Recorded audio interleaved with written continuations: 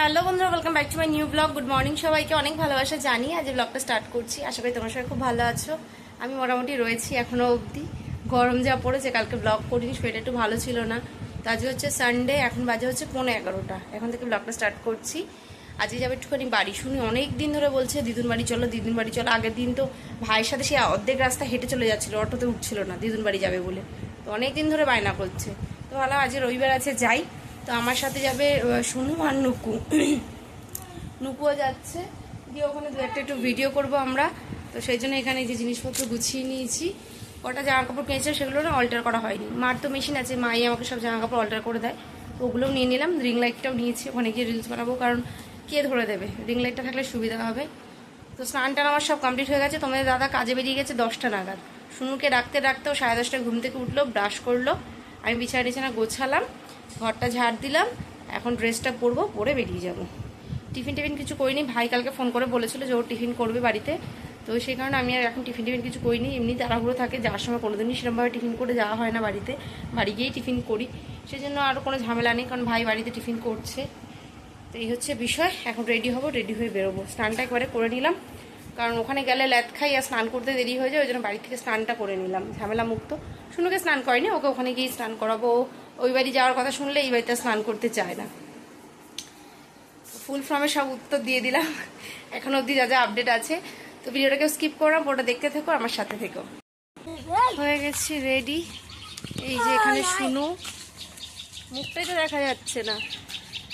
আর পেছনে রয়েছে নুকাই, ওই যে ও রিং লাইটের স্ট্যান্ডটা ও নিয়েছে, ব্যাগের ভেতরে ঢুকছে না। ভীষণ রোদ, ভীষণ। কি রে এরকম ছুট লাগালি কেন হঠাৎ করে? কি রে বাবা? ও যাই, এখন হেঁটে হেঁটে বাদামতলা অবধি। যা রোদ বাবা, একটা ছাতায় 3 জন। নেমে পড়েছি কল্যাণী রোডে। এখন এরা দেখেছে বরফ জল, এখন বরফ জল খাবে। লেবু জল খা করা দুজন, আমি এই লেবু জল খাই না, আমি খাবো না, আমি খাবো না, না না। ওরা দুজন খাচ্ছে, কি বলো ওটাকে, বরফ জল না লেবু জল, কিন্তু আমি খাই না।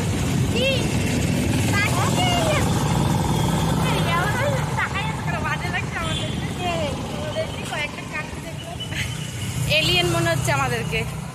আমি ছোটবেলায় যখন স্কুলে পড়তাম, মানে ওই 7-8-এ একদিন দেখেছি এই বরফ জল পাইপ ঢুকিয়ে মুখ দিয়ে টেনে ফেলছে। ওই দেখার পর থেকে এই বরফ জল আমার খেতে ঘৃণা লাগে, আমি খাই না। তবে খাচ্ছি, খেতে ভালো লাগে এগুলো, কিন্তু ওই দেখার পর না মনে মনে কেমন ঘৃণা চলে এসছে, এটাই হচ্ছে প্রবলেম। ইস, ওই জন্য আমি খাই না। সেই দেখ, না দেখে বিষও খাওয়া যায়, কিন্তু দেখে তো আর খাওয়া যায় না, বুঝলি, এটাই হচ্ছে সমস্যা। না দেখে সবকিছু খাওয়া যায়। কি যে রোদ, তবু হাওয়া আছে বলে এখানে বাঁচোয়া। আইসে গায়া হাম বাড়ি মে। আমার ভাই এখন লুচি ভাজছে, ফুলকা ফুলকা লুচি। আমাদের বড় শেফ, এটা মুখটা দেখি আমাদের শেফের। দেব একটা ঠুসো। কি লুচির সাথে কি তরকারি? লুচিগুলো সে যাই হোক, লুচির মতোই তো মনে হচ্ছে দেখে।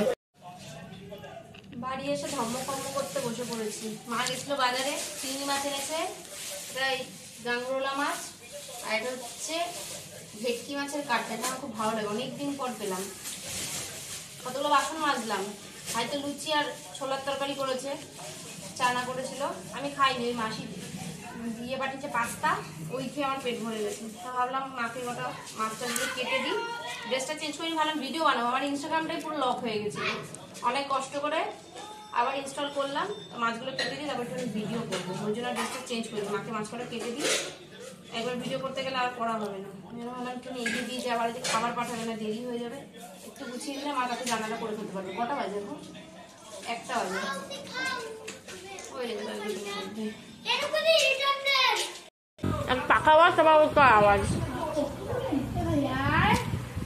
এখন বসেছি খেতে, ভাবলাম খাবো না, তবে ভাবলাম খেয়ে নিই, নাহলে আর পরে খাওয়া হবে না। অল্প একটু খাই, শুনুকেও খাওয়াবো।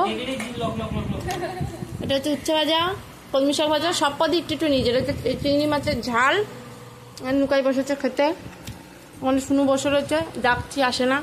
ওখানে আমার ভাই বসা, ওখানে মা বসা। আমার মাকে বলেছে জনম দুঃখিনী, ককাল খেতে পায় না, আকাল লেগে গেছে একেবারে, তালের শ্বাস খাচ্ছে। আজ মাদার্স ডে, দিয়েছে মা মাদার্স ডে আজকে কি দেবো সোনার চেন না হিরের চেন তাহলে আমি একটা ওই মিষ্টি এনে 5 টাকার রসগোল্লা দিয়ে দেবো হয়ে গেল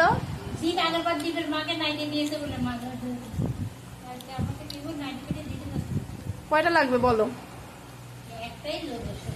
এই যেটা পড়েছে সেটাও আমিও দিচ্ছি আবার কি প্রত্যেক মাসে মাসে একটা করে দেবো আবার সামনে ষষ্ঠী আসছে ষষ্ঠীতে দেবো তাহলে একটা কেক নিয়ে আসি মার তো জন্মদিন জানি না মা মাদার্স ডেতে কেক কাটুক আমি সেটাই সকাল দিয়ে ভাবছিলাম জীবনে তো আমার মা কেক কাটলো না কোনোদিনও কিন্তু এনে লাভ কি খেতেই তো পারবে না তার দিয়ে মিষ্টি খেলে কাজে দেবে